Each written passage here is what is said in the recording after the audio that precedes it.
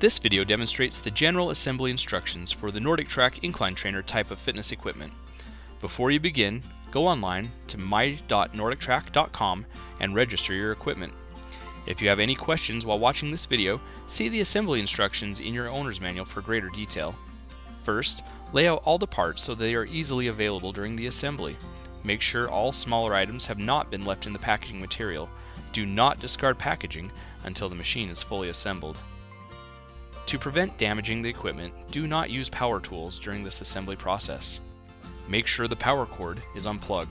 Next, remove the tie securing the upright wire to the front of the base. Identify the right upright. Have a second person hold the right upright near the base. Tie the wire tie in the right upright securely around the end of the upright wire. Then, insert the upright wire into the lower end of the right upright as you pull the other end of the wire tie out of the top of the right upright. Lay the right upright near the base. Press the wire harness grommet into the square hole in the right upright. Make sure not to pinch the ground wire. Next, remove and discard the placeholder screw in the upright if it is present. Then, attach the ground wire to the right upright with a number 8 by 1/2 inch silver screw. Hold the right upright against the base. Make sure not to pinch the upright wire. Next, hold a wheel inside the base and insert a 3/8 by 1 3/4 inch screw with a 3/8 star washer through the wheel as shown. Do not fully tighten the screw yet. You will come back and tighten these screws later in the assembly. Next, insert two 3/8 by 2 1/4 inch screws with two 3/8 inch star washers. Then install a 3/8 by 1 1/4 inch screw with a 3/8 star washer into the bracket at the bottom of the right upright. Partially tighten the 3 screws into the base and do not fully tighten the screws yet. Attach the left upright in the same way. Remove and save the 4 5/16 by 3/4 inch screws from the left and right uprights. Identify the left and right base covers. Slide the left base cover onto the left upright and slide the right base cover onto the right upright. Do not press the base covers into place yet.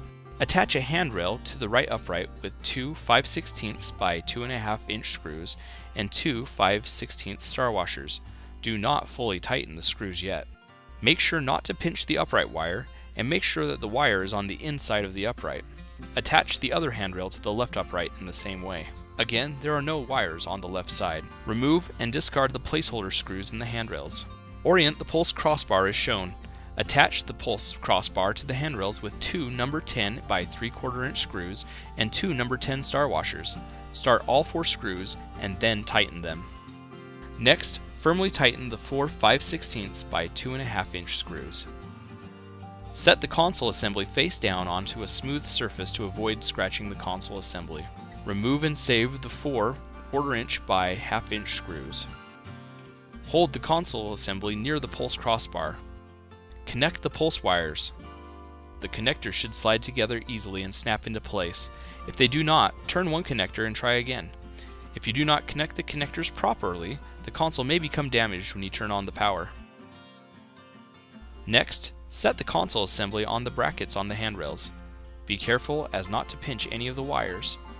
Attach the console assembly with the 4 1/4 inch by 1/2 inch screws that you removed in step 8.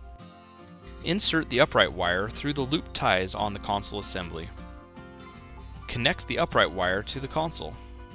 The connectors should slide easily together and snap into place.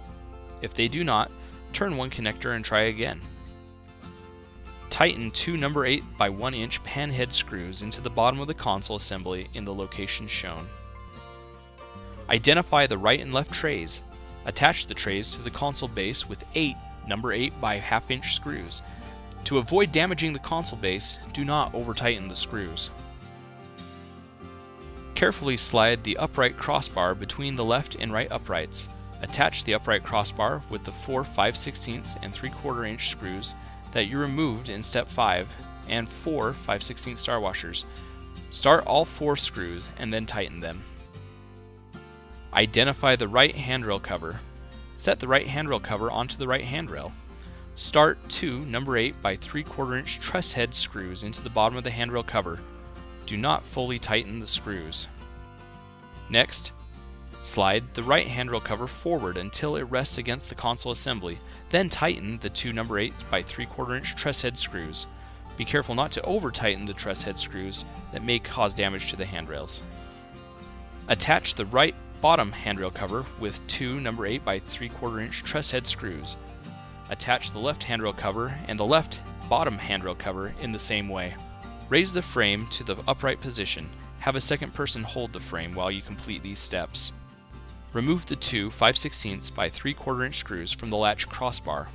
Orient the latch crossbar as shown. Make sure that this side toward belt sticker is facing the treadmill. Attach the latch crossbar to the brackets on the frame with two 5/16 by 3/4 inch screws that you just removed and two 5/16 star washers. Remove the 5/16 inch nut and the 5/16 inch by 1 3/4 inch bolt from the bracket and the base. Next, orient the storage latch as shown. Attach the lower end of the storage latch to the bracket on the base with the 5/16 inch by 1 3/4 inch bolt and the 5/16 inch nut.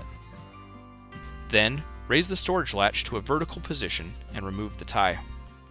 Remove the 5/16 inch nut from the 5/16 by 2 1/4 inch bolt from the bracket on the latch crossbar.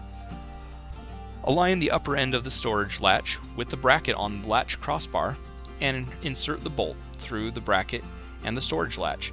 This will push out a spacer from the other end. Discard this spacer. Next, tighten the 5/16 inch nut onto the bolt. Do not over-tighten the nut. The storage latch must be able to pivot. Then, lower the frame. Firmly tighten the four 3/8 inch by 2 1/4 inch screws, the two 3/8 inch by 1 3/4 inch screws, and the two 3/8 by 1 1/4 inch screws. Do not over-tighten the screws. Set the left inner base cover onto the lower end of the left upright. Then, slide the left base cover downward and press it into the left inner base cover. Next, set the right inner base cover onto the lower end of the right upright. Then, slide the right base cover downward and press it onto the right inner base cover. Slide the two tabs on the tablet holder into the slots in the console assembly. Then attach the tablet holder to the console assembly with four No. 8 by 5/8 inch machine screws. Make sure that all the parts are properly tightened before you use the treadmill. If there are protective sheets of plastic on the treadmill, remove them. Place a non-slip mat beneath the treadmill to protect the floor or carpet. You can purchase one of these by calling the number on your user's manual. You may find that extra parts have been included with your machine. Keep the included hex keys or Allen wrenches in a secure place. One of them is used to adjust the walking belt, a maintenance task that you should perform regularly. You can find instructions for adjusting your walking belt in your user's manual and can watch our video, Adjusting the Walking Belt, on this website. Refer to your user's manual for additional instructions on how to move, use, and maintain your treadmill.